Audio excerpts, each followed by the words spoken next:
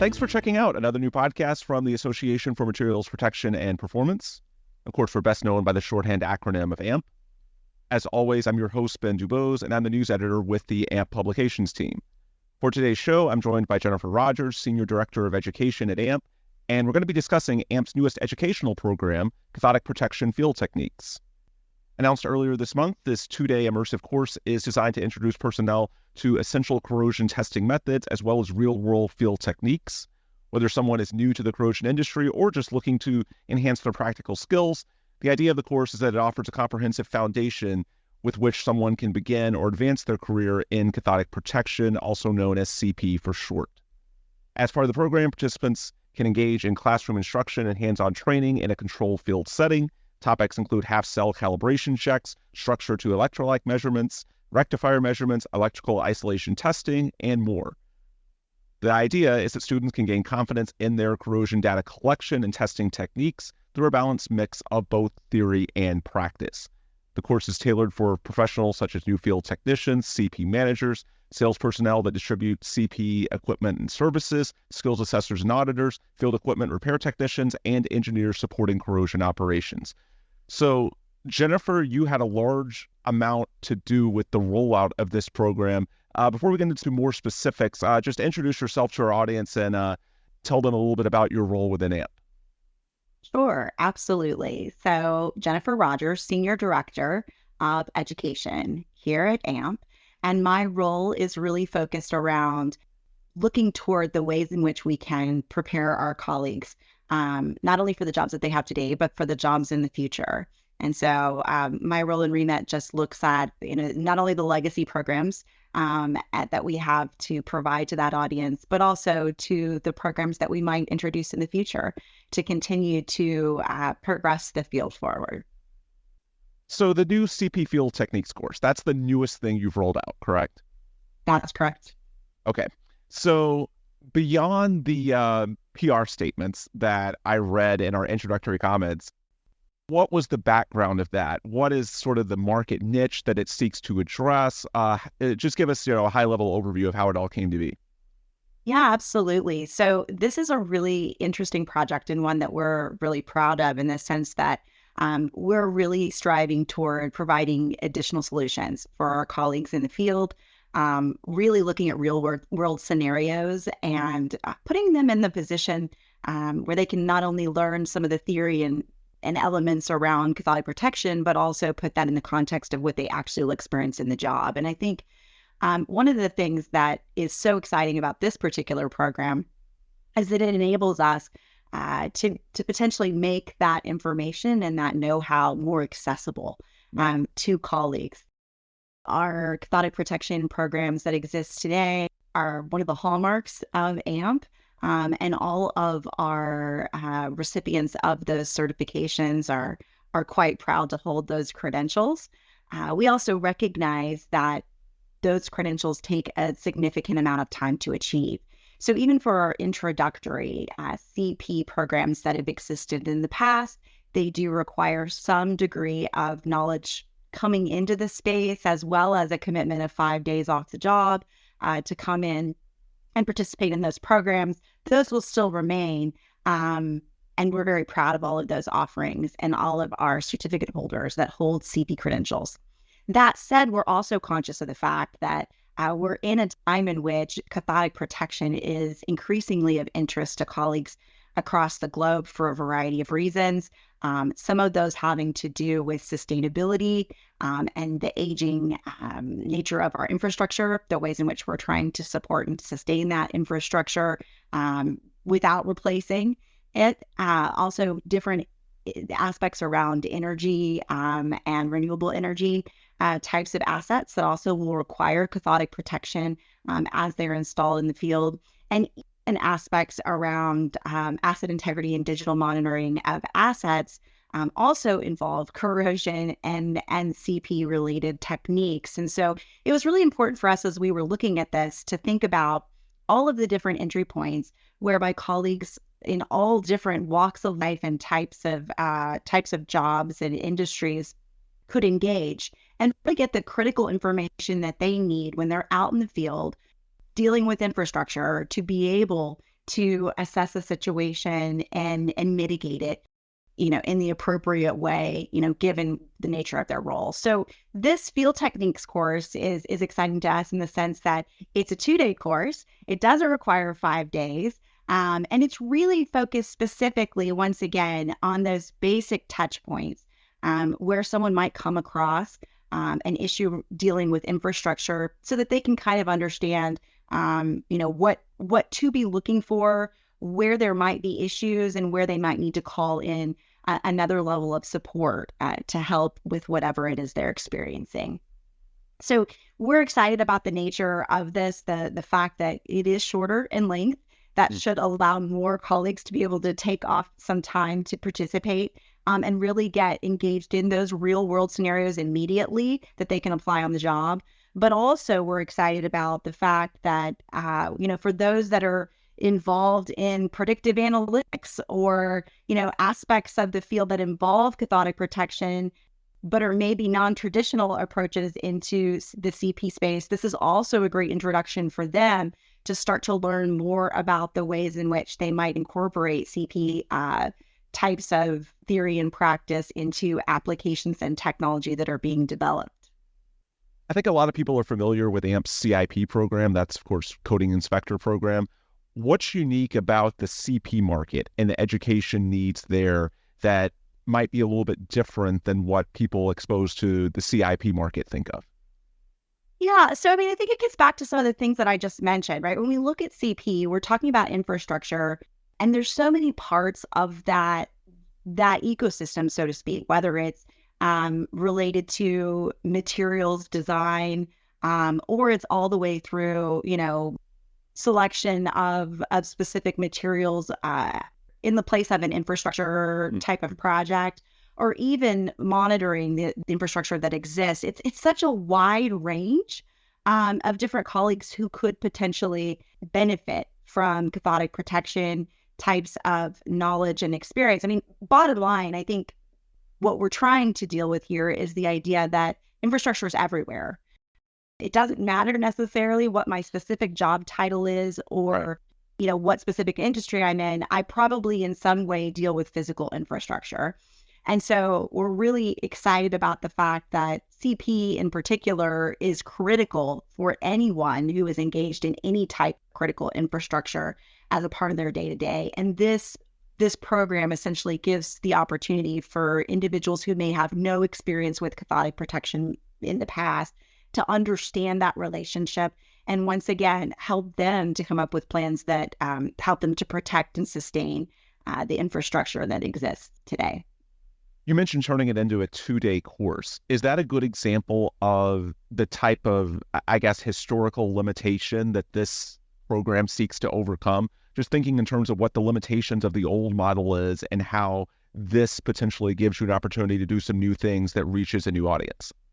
Yeah, no, absolutely. You're right on with that, Ben. I think part of what we're trying to accomplish is that accessibility that I was talking about at the beginning of our chat, acknowledging that people from different industries and different job titles have different ways of working, different flows of work. We're trying to accommodate more and more approaches that allow people to get exactly what they need in a real world scenario that's relevant to what they're doing, and then go back, experience that on the job, and then potentially even come back again to layer on an additional level of knowledge. So this particular program, I think, is really important to us in the sense that it is that blend of some theory and awareness, but immediately goes into the practical on-the-job elements so that you can come out of 2 days of an experience here and get back on the job, keep doing whatever you're doing, maintaining infrastructure, inspection, whatever aspect you're involved in. It gives you the opportunity to do that in a flexible way that hopefully is easier for you to make time away from work to come in and participate in that experience. We've also really, really focused on the experiential elements. AMP has a long-standing tradition of really having amazing hands-on experiences in our courses. So we really wanted to make something that was accessible and bite-sized in a smaller format for people, but still incorporate all of that great hands-on equipment-based, instrument-based types of experiences once again, that emulate exactly what individuals are going to see when they're on their jobs in their day-to-day worlds. One of the things that I know we prioritize at AMP is meeting members where they are, because we can have all what we think are the right ideas and the concepts, but it has to be actually implemented in a way that works for our members out in the field or whatever it is that their needs are. So what was the development process like to take this from, the conceptual stage? I'm sure a while back you sort of had an idea of where you wanted to end up, but then collaborating with members, getting feedback, and actually getting it to the stage it is today, which is the actual rollout. What was the development process like? How did it start? How long did it take? Just what was the process like taking it from an idea to this actual course that's being rolled out right now? Absolutely. And I have to give credit to lots of people who were part of this process. In addition to our education staff, who of course supported, a lot of this effort was really driven by our member base, right? And their acknowledgement, rightfully so, that some of the formats that we have in place aren't necessarily accessible to everyone based upon, who they are and what it is they need to accomplish. And so a lot of this particular project was born out of many different parts of our ecosystem coming together, talking about the problem, working over the course of a year or so to really figure out not only what would make sense from an experiential standpoint, but also to test all of it and make sure that everything would be a really exciting, coherent, engaging experience for anybody that's coming in to this particular course, regardless of their background, regardless of, any degree that they have, any job title they have, even regardless of any, comfort that they may have with some of the mathematical concepts and things like that we experience in some of the higher level CP programs. I have to give so much credit to everyone in the member ecosystem who participated in this. Once again, whether that's equipment providers, whether that's instrument providers, practitioners in the field who are working on a day-to-day basis around infrastructure related to CP. We had so many members that were part of this, including just great support from a lot of our member leadership at AMP.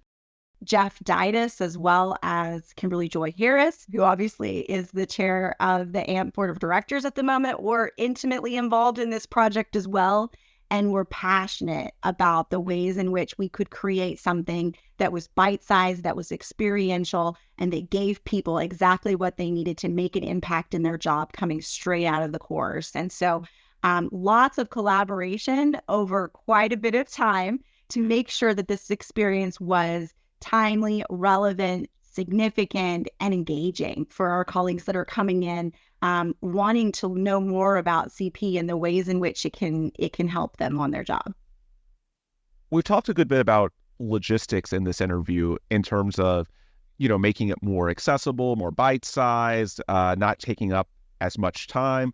But I know that while that's part of the equation, another part of it is making sure that the course represents the newest technologies and trends and what's going on in the market in the 2020s, because there's all sorts of new technologies when it comes to monitoring. Obviously, on the digital side, every year there are new advances. So how does this program incorporate, the 2024, the 2025 market in CP, as well as where the market is heading, or we think it's heading over the next few years? Yeah, so this is a great one.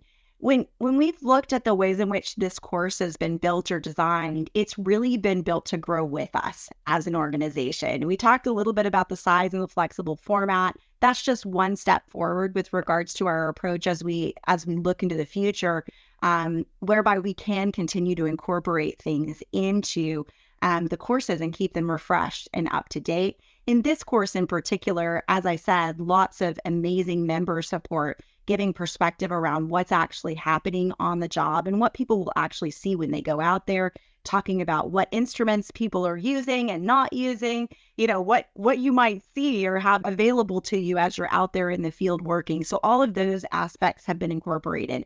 Additionally, we can't emphasize enough, the scenarios that have been built into the course very intentionally, so that we are simulating what the world would look like today as colleagues are engaging with infrastructure projects associated with CP, but also so that we can continue to add new scenarios into that as we move forward, whereby, to your point, infrastructure and the ways in which we engage around CP looks very different today than it did in the past.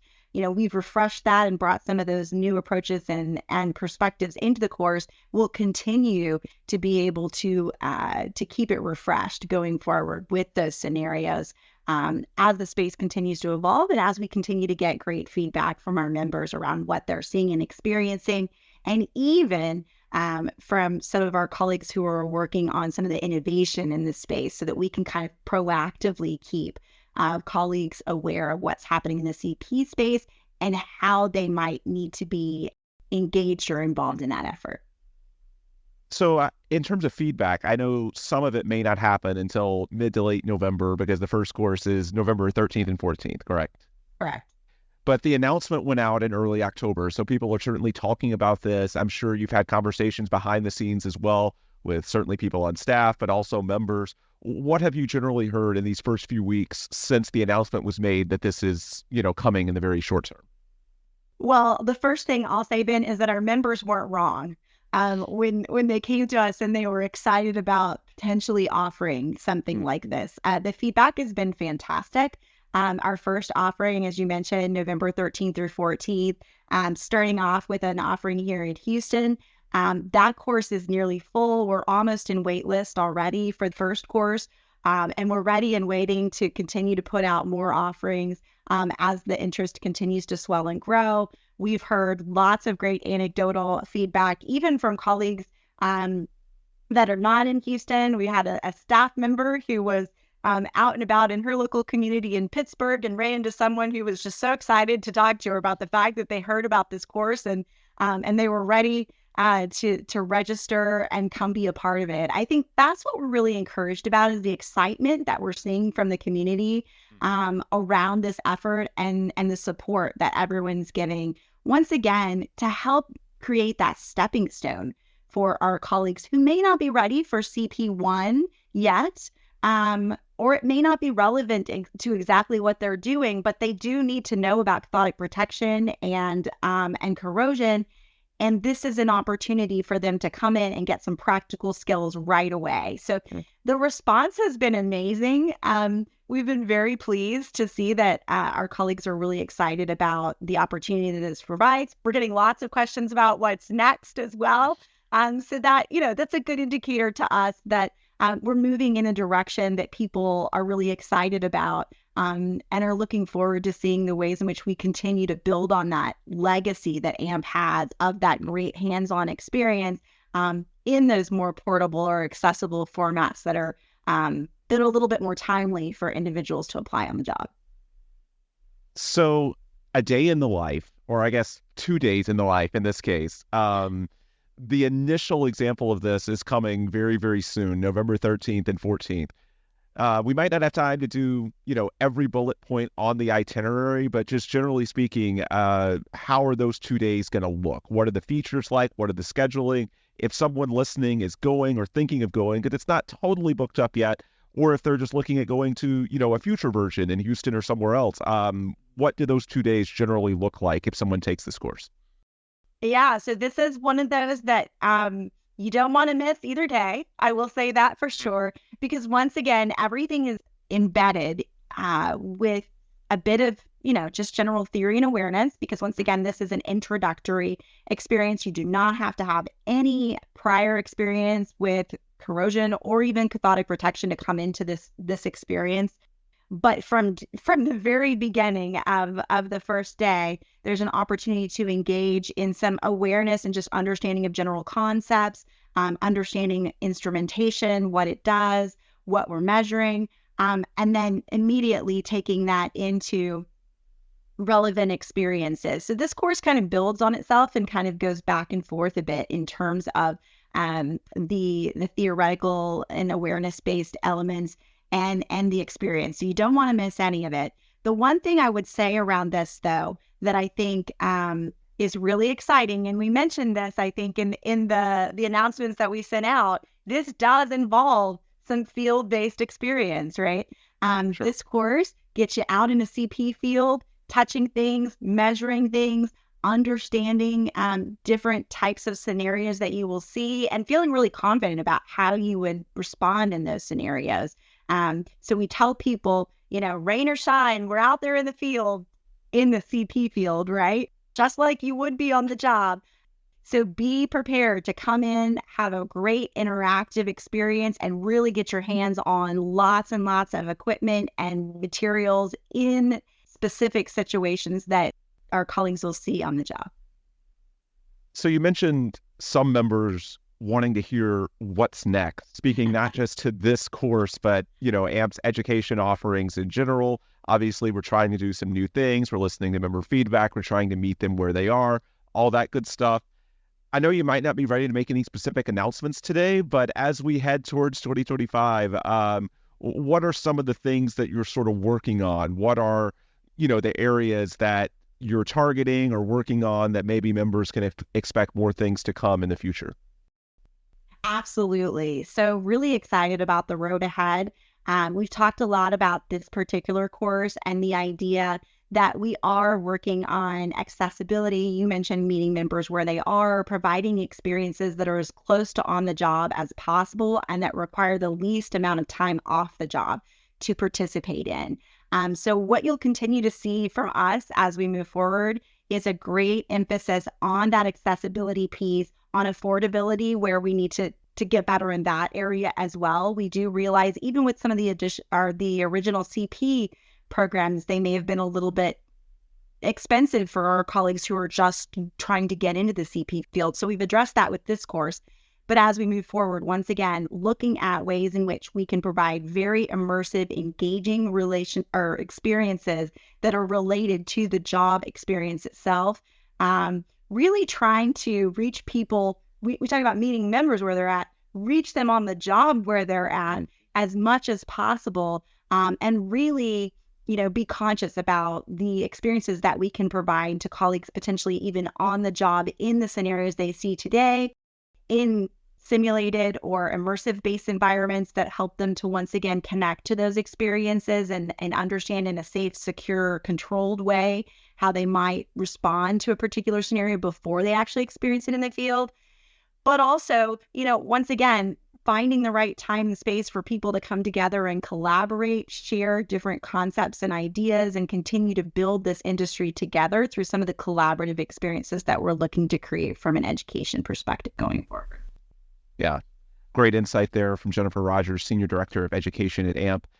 Jennifer, before we let you go, if someone listening wants to potentially get involved in that process, offer feedback, or just learn more about the new CP course or anything else going on within education, what are the best ways that they can either, learn more about what you're doing or potentially get in touch or get involved if they want to potentially collaborate in that process?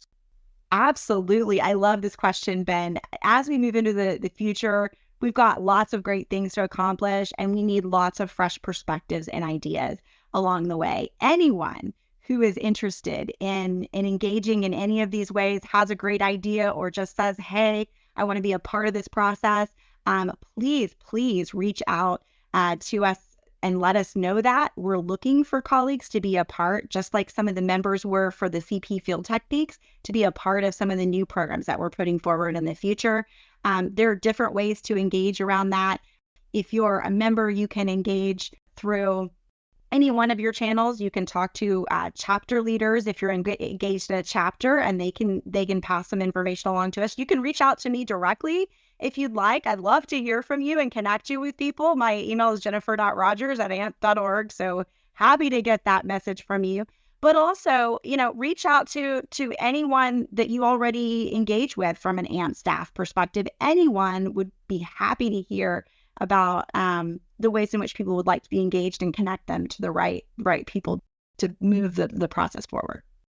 And then as far as just scheduling and basic information, it's amp.org/education would be the simplest way to get that, I assume. Absolutely. Okay.